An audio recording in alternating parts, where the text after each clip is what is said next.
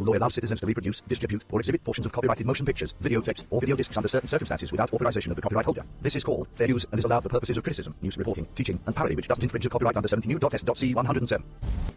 What up, what up, what up? This is Mike, the philosopher, and this is a review on Batman, the movie. Now, fasten your seatbelts, but however, I will say, spoiler alert, if you haven't seen the movie already, do not watch this review because I am going to drop all kind of spoilers in this ranking. Let's go. First up, I'm going to address Batman. Okay, and Batman was played by Robert Pattinson. Okay, now let me say this. Robert did the best job that he could playing Batman, right? But I would say I wasn't overly impressed with it, mainly because they kept his voice at a whisper the whole movie. He was just like this, and you couldn't really always understand everything he was saying, and you couldn't really get any kind of emotion out of him. Now, I know this is Batman, but you would like to see him take a little bit more authority with things and how things are going. I'm sure of this, I'm sure of that, you know, be more of a commanding character. To me, it was almost like he was a passive aggressive superhero or something like that. You know what I mean? When it came to him talking, he was always in a whisper. And I get it. You want to keep the Batman character mysterious and, you know, very just overall mysterious, you know, and he just really, he did that, but his character was very, very dry, like as dry as the Sahara. It was just very dry. I mean, you didn't really get any emotion out of him. You didn't really get any authority out of him. He was just a cool, dry, whispering superhero who has the ability to crack every riddle that the Riddler gave him. Very smart, you know, but maybe it was me, but he seemed unsure of himself as a person, but confident in what he was doing, if that makes any sense. And maybe that's what they were looking for. You know, I mean, Robert couldn't really do much with the character. I mean, he let out all of his emotions in his battles. The fight scenes were pretty good. They were, you know, action-packed, and there was enough in the movie to keep you interested. I mean, you wanted to see Batman go to battle with a lot of bad guys, and you did see that.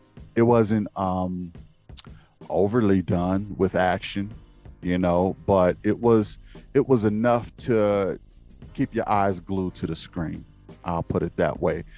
There were only a few slow moments in the movie, but it always picked back up, and it seemed like the action picked that back up right on time to get you back engaged into the movie and get you back engaged into the action.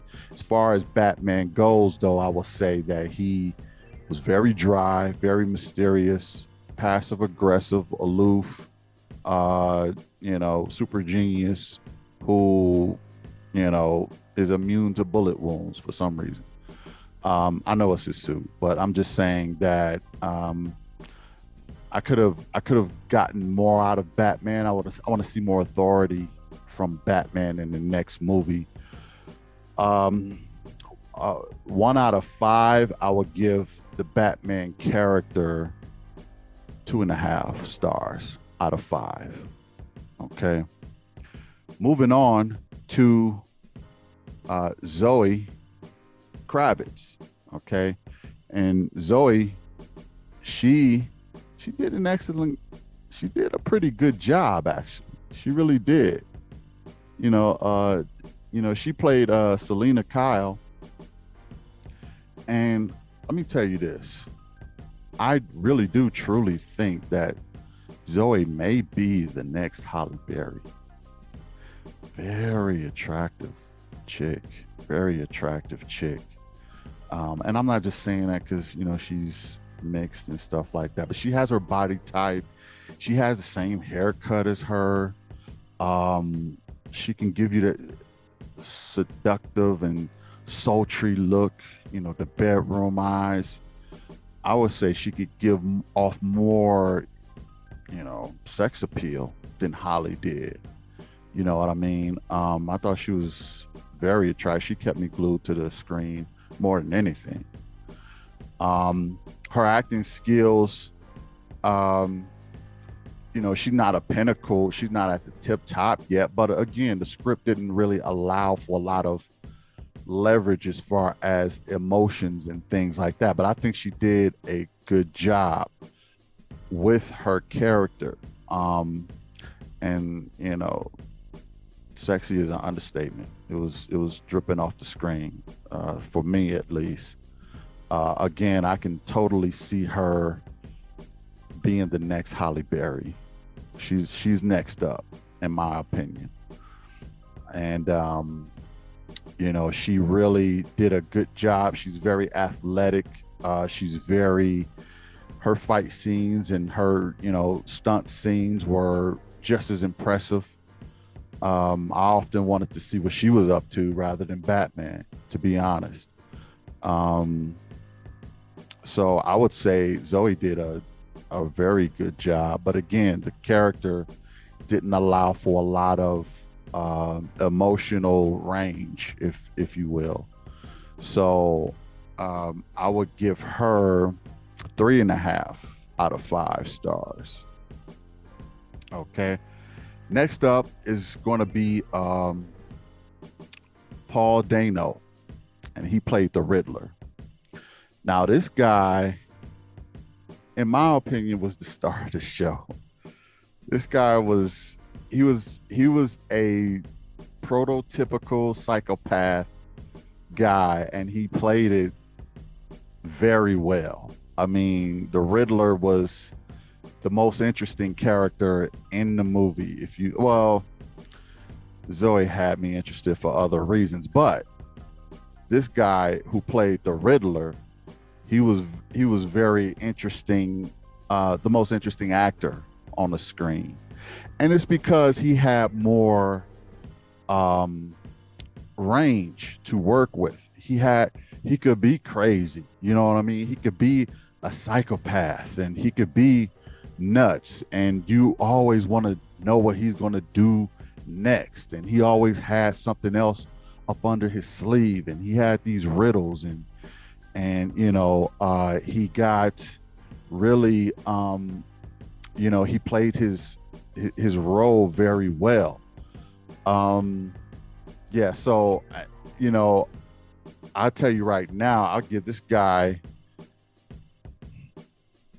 I give him probably about a 4.5 out of 5 as far as acting, with his character. So far I got Batman at 2.5. I got Zoe at 3.5, and I got the Riddler at 4.5. And that's just how I seen it as far as their acting. However, again, it's not really fair, because like I said, the Riddler had more range to work with. He had more, they wanted him to show more of a range. And you seen that on the screen. So he was obviously the most animated of everybody, but I wouldn't even be surprised if he wins some kind of Oscar or something for this. Is it Emmy or Oscar? Which one is it for anyway, he will win a movie award for his role, because I think he did a very good job. Now, I would say he was, and I'll just let that be known, he was the most interesting character in the movie, and just him alone is worth going to see the movie, without a doubt. Okay. Next up is Jeffrey Wright, who played Gordon, and he did a good job. He did a good job playing Gordon. There was not much for him to, not much range on his side either, but he was very consistent. He was animated when he needed to be. He was, I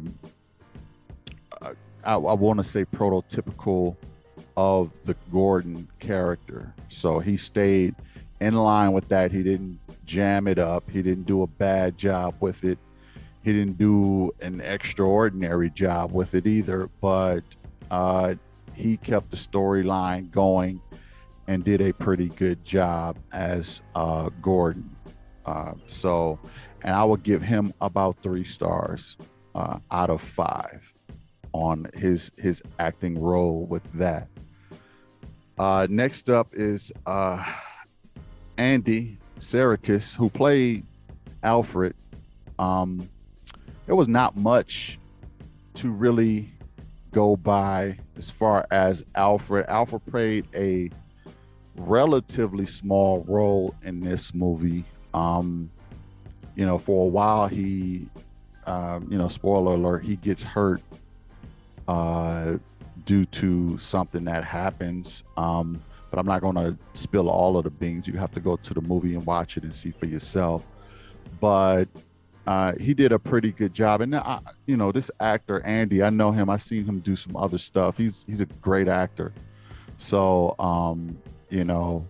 I think he did as good a job as he could with the Alfred role. And for those reasons, I will give him about a 3.5 for his role in the movie. Next up will be someone, the Penguin was played by Colin Farrell, which I was actually a little surprised because it must have been heavy makeup, because Colin Farrell did not look like Colin Farrell as the Penguin, and nor should he, right? I mean, he's supposed to be Penguin. I'm just surprised that they chose him as the actor to play the role. But he did a good job with it. I mean, as good as you can do. He was pretty good. So, they made him walk like a penguin a little bit, and his role wasn't as big. I would have liked to see more, actually, out of the Penguin than I did in the movie. I wanted to see a little bit more of his role. I mean, he did play an important role, don't get me wrong, but I would have wanted to see more of him. But, the movie can only be so long, so you can't get everybody more, airtime or screen time as you would like. So I'm sure the script had him doing more stuff, and they just had to edit it out for time reasons, So, but Colin Farrell did a good job with Penguin. He really did. He did a good job with Penguin. Just would have liked to see more of him. Maybe in the next movie or something, you will see more of him, and you will see him get to flex his acting muscles a little bit in the movie. I would give him probably a 3.5 also, as far as his role. And I think I'm going to change Zoe's from a 3.5 to a 4 because I do think she deserves more credit. So I'm going to give her a 4. So the rankings go like this: Batman, Robert, and let me say this before I give the rankings. I understand that sometimes your hands are tied as an actor when the director wants you to act a certain type of way. Now, this is not necessarily a anything as far as the actors themselves, because they all played a pretty good role. They played the role the way that the director wanted them to play it. But this is mainly based on character impact, I would say. Not necessarily how they played it, but their character's impact, if that makes any sense. Because, you know, you can't be all emotional if you're Batman, and you can't flex your acting muscles to the fullest if you're tied, your hands are tied by the director. So I want to say that it's not necessarily that Robert didn't do a good job with Batman, but it was his character was very dry, and the rankings are based on character impact, okay, not their acting skills. So I would say Robert's Batman character impact to me came off as 2.5 stars. Okay. Zoe Kravitz, her character came off to me as 4 stars. I think she did a good job. Very pleasing to the eye and very athletic and has some good fighting skills. Batman did too. You know what? I'm going to have to bump him up to a 3 because I have to take into account his action scenes, which were pretty impressive. So let's start again. I'm going to go Batman at 3. I'm going to go Zoe character at 4. I'm going to go Riddler at 4.5 with Paul Dano. I'm going to go with Jeffrey Wright Gordon at 3. I'm going to go with Andy Serkis as Alfred as 3.5.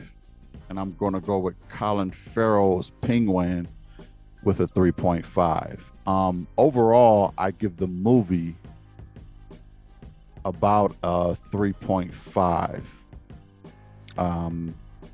I would say it's definitely worth going and watch and see.